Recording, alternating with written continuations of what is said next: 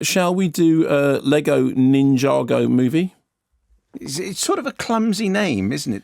It's called the Ninjago Movie. It's called the LEGO Ninjago Movie. Okay. Yes. So, you remember that we had the LEGO Movie, which was one of the great animated surprises of recent years. It sounded like a completely stupid idea, and there was that point when people thought, well, they're just buying up anything, any old franchise tag. I remember lots of people say, I can't even... They saw it advertised on a bus and thought, surely not. Surely not.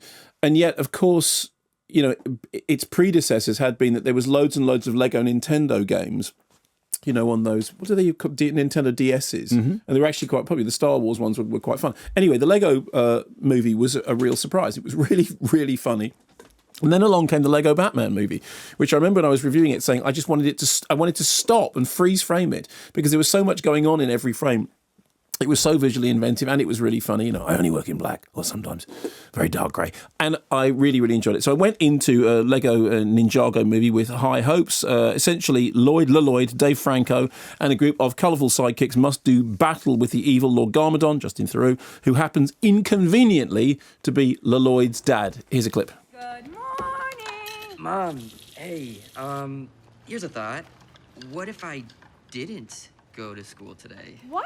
Oh no, you don't want to miss school, honey. These are the best years of your life. Have you been to high school? 'Cause, it's judgy. Pretty judgy. Oh, honey, you just need to give them a chance to see the real you. Yeah, I don't think I can actually show people the real me. That's not true. All you've got to do is just show them the person you are on the inside. Right here, where it matters most. Oh, and also don't forget, if your dad attacks the city again today, just be sure to duck and cover until the secret ninjas give the all clear. Oh, and also don't forget. Yeah? Have a happy birthday, honey.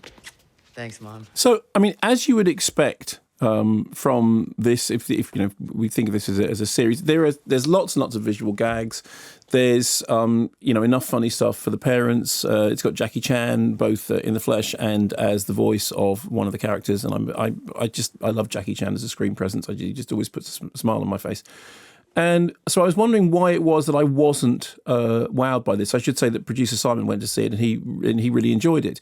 I felt rather underwhelmed by it, and it may be that just because the LEGO Batman and the LEGO Movie was so terrific and was so surprising, was so enjoyable, that my expectations are too high. It may be that it felt like this is starting to have run its course somewhat. So I was kind of lukewarm about it, but that is not to say that I didn't like it. There was certainly, jokes enough in it that I laughed at. There is loads of stuff going on visually and more than enough to keep an audience casually distracted. So it's fun.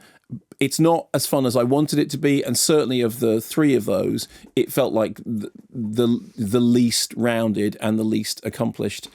But, as low watermarks go, it's a pretty high one. But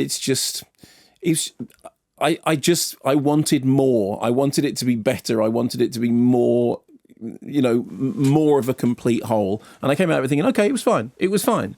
It was fine. I'm sure that we'll get lots of emails next week from people saying, they went to see it and everyone enjoyed it. And that's absolutely fine. It's just, it ain't the LEGO Movie and it ain't LEGO Batman movie either.